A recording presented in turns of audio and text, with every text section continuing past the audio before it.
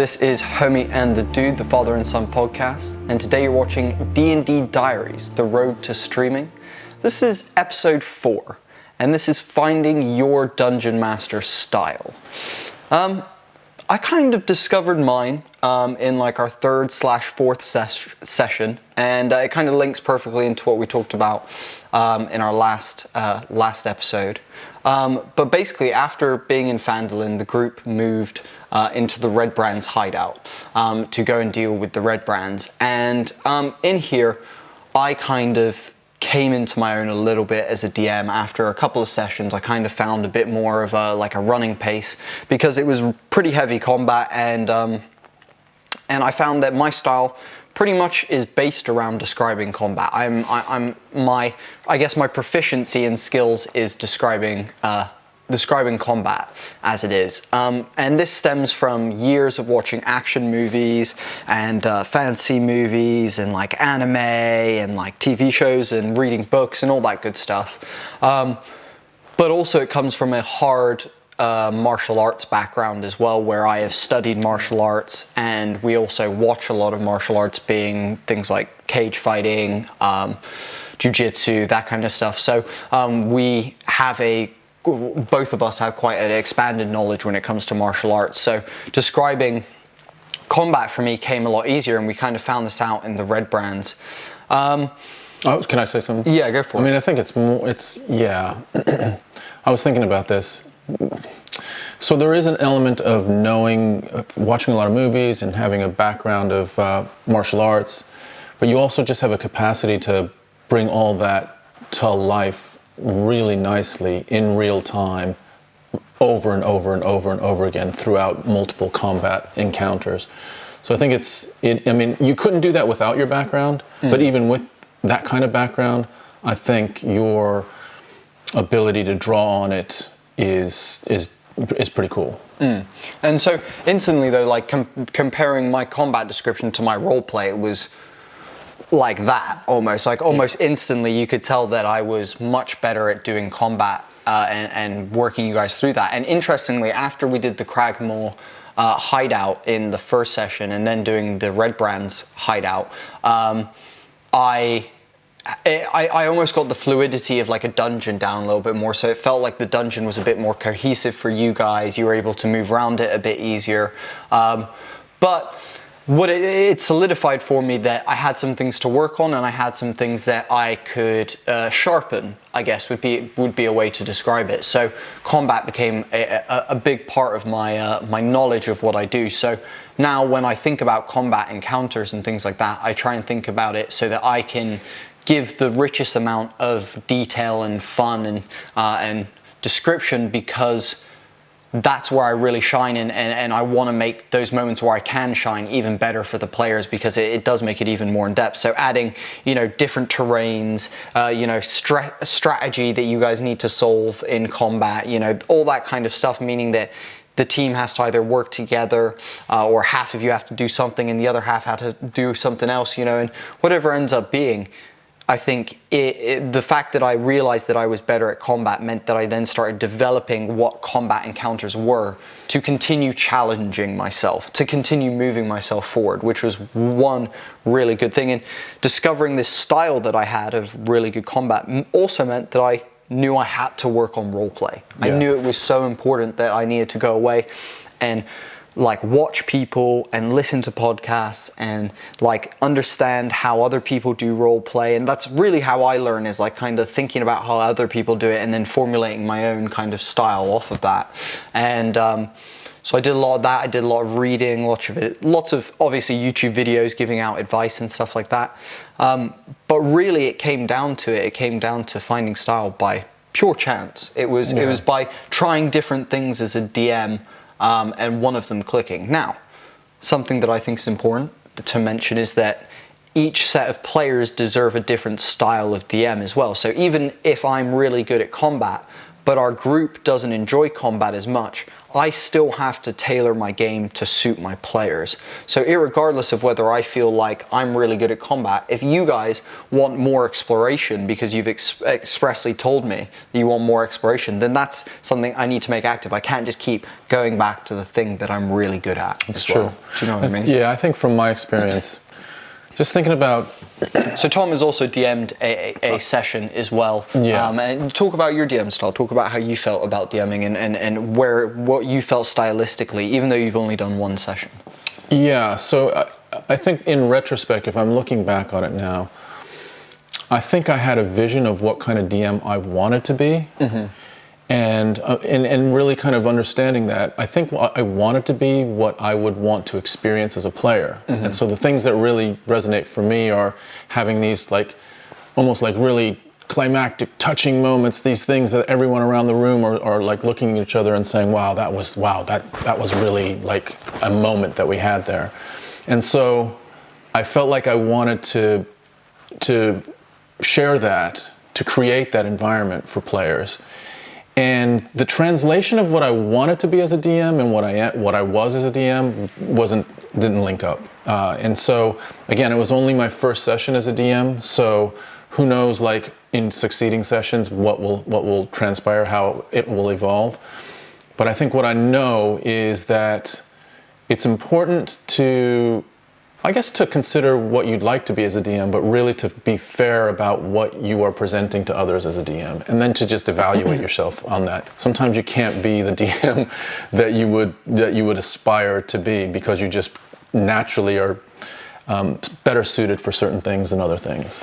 Do you know, I fully agree with you, and I think, you know, for everyone who starts out, you know, it's the whole like, oh, why aren't I like Matt Mercer? You know, why aren't I as good as the Critical Role? And it's like, you have to find, it's like anything, you know, with, for example, like skating's another example. You have to find your niche within it. You have to find your style that suits you because it belongs to you. And martial arts is another one. This is why martial artists choose different martial arts, because each one is a niche style that they like. That's why someone doing Taekwondo is different to Jiu-Jitsu, is different to Muay Thai. You know, it's completely about you doing what suits you and your abilities, and then working on the things that gaps in your abilities, and as well as also then, like I said, refining the bits that you are better at. Now, something that I want to come back to is with my combat, we've said it's really good, you know, and it sounds great, but something that I'm currently working on is more collaborative combat with my players, because once realizing that I was good at combat, I kind of took the helm when it came to describing combat. And I realized actually that I don't want to do that as much, and that I enjoy you guys piecing in with the description of what you think it should look like, even though, you know, some of our players, you know, have never watched any sort of martial arts fight in their lives. You know, they still come in with amazing ideas and describe an awesome scene and do something great. So something that I'm now working on is that every time a player kills something, they get to describe how they kill it, basically. So like, for example, I know Matt Mercer does with like big bosses and things like that. I'm now going to try and do it where each player, anytime they kill something, even if it's a small something, or rather they get to describe the final blow. Do you know what I mean? Because I think that's important. I think also, along with mixing it up like that, there's a sense of, if you go to the well too often with a thing you're really good at, it starts lessening the impact of that thing. Mm-hmm. So if you were just relentlessly, you know, describing combat and damage in the way that you do, the real uniqueness of it over and over and over again becomes less unique to the player experience. So it's almost like spreading it out so that when because like there are times when you're describing combat and I'm looking at it and I'm like, damn, that is that is really super descriptive and super awesome the way that went down. It'd be like eating a really, you know, like filet mignon steak over and over and over again. Pretty soon you're indifferent to how special that meal is. 100%, yeah, and that's why I was like, you know, you need to mix in those other elements that your players enjoy. You know, why, you know, we have 2 new players joining our homebrew testing group, my girlfriend and a family friend of ours.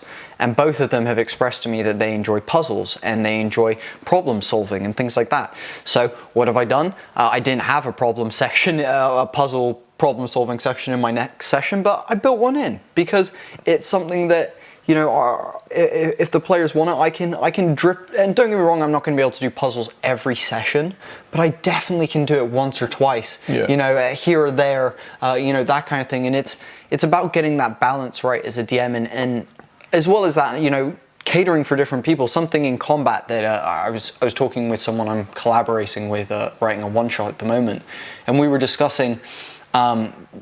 Making different floors of this building that our players are going to have to work their way through, highlight different characters' vulnerabilities so that it makes different people the hero on each floor, so that each person in the team feels like the hero throughout the one shot. Nice. And it's something that if you're not focusing on like that, some people can really drift into the background. And I think for me as a DM, that's one of the things that I try and be really conscious about, is making sure that everyone is involved. And it's something that as a new DM, because you have 1,000 things going on, you know, you've got a Dungeon Master screen that says a bunch of stuff on it, you've got notes that you've written, you've maybe got, you know, a virtual tabletop up if you're like across the world from each other, or like in lockdown because of COVID or whatever, you know.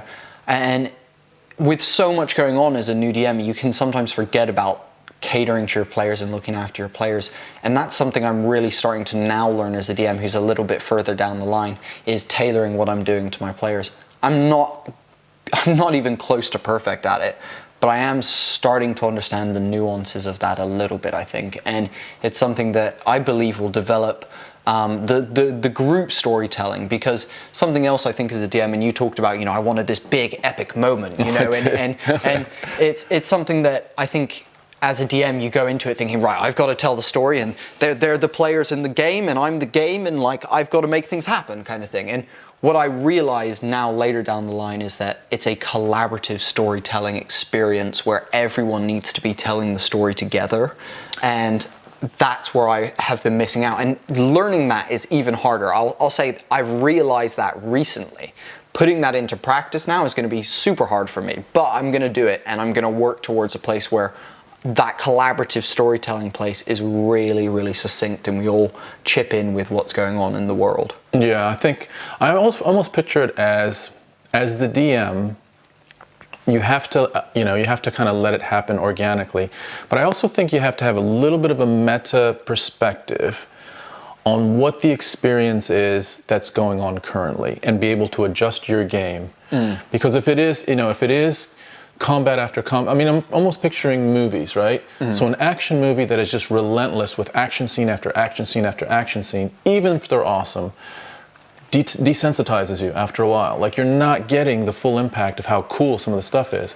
Same thing with like a comedy that is, you know, one note the whole time. So you have to be able to, in real time, be able to evaluate while also letting the thing breathe and letting it go where it needs to go, but also slowly, you know, like subtly adjust things a little bit so that when there needs to be some combat that hasn't happened in a while, then you up that level. That sort of adjustment, I think, is quite important. Would you agree with that, or do you think that's... No, I fully agree with you. I think one of the things that I say to people who ask me about DMing is, I say I like to try and surprise you guys, whether it be like an NPC being, you know, a pirate captain who is a tiny pixie, you know, because power versus size, quite fun. You know, I like to throw in like little surprises like that. So I think doing that by changing what you kind of output, what is the norm for you and what your players get used to, and throwing them curveballs with even that, because there's normal fantasy tropes that you can throw curveballs in, but then finding your tropes and curveballing the things that you do to make your players like trip up is something. But all of this tweaking and all of this like working for your players and understanding what you're doing. So a lot of it takes a lot of introspective looking, maybe recording yourself and then watching it back so you can see how that you are and things like that. Whatever it may be for yourself to do that, it all leads to you discovering this style and working out this style. And funnily enough, styles change over time. People, for different campaigns, you know, I can imagine a horror campaign requires a much different style to a super high fantasy that is, you know, very highfalutin magic kind of thing. You know, it does require a lot of difference in just you being different for different moments in the campaign and for different stories in of itself. But you will find your core style, and with that you'll know what your abilities are and what you're really good at, and then you can like access those. They become part of that toolbox, and a part of the toolbox that you know provides like rich gaming experience for your players. And then the bits that are maybe a bit weaker, you pull out once a session because you need to practice and you need to make sure you get used to swinging that hammer a bit more, you know, all that kind of thing. I totally agree. Like, you have to use your style, the strength of your style appropriately, and acknowledge it, that is the, you know, the key value that you're bringing to the experience, but also be able to round off stuff with, you know, maybe the stuff that you don't enjoy as much. You know, some people don't enjoy, you know, sort of describing theater of the mind as much, or maybe they don't feel like they're as descriptive in just how their brain processes a vision of an environment. That's cool, that's fine, but you're going to have to do a little bit of that probably. So it's almost like shoring up some of the stuff that you just need to have, like a basic amount of everything, and then leaning into your strengths, so that you have a signature. Like, you know, you talk about Matt Mercer, he has a signature. And you look at most DMs, they have a signature. When you think about them, you know what you're going to get. And you probably follow them because you enjoy that particular style. 100%. And probably don't follow some others because that's not something that you connect with. So that's the whole thing, is like when you're watching people, you will connect with dungeon masters and teams of gamers, casts that you enjoy with, that you relate to, that suit what you like. And so that's, yeah, you're 100% right. So I think this stems back to, guys, how do you find your style?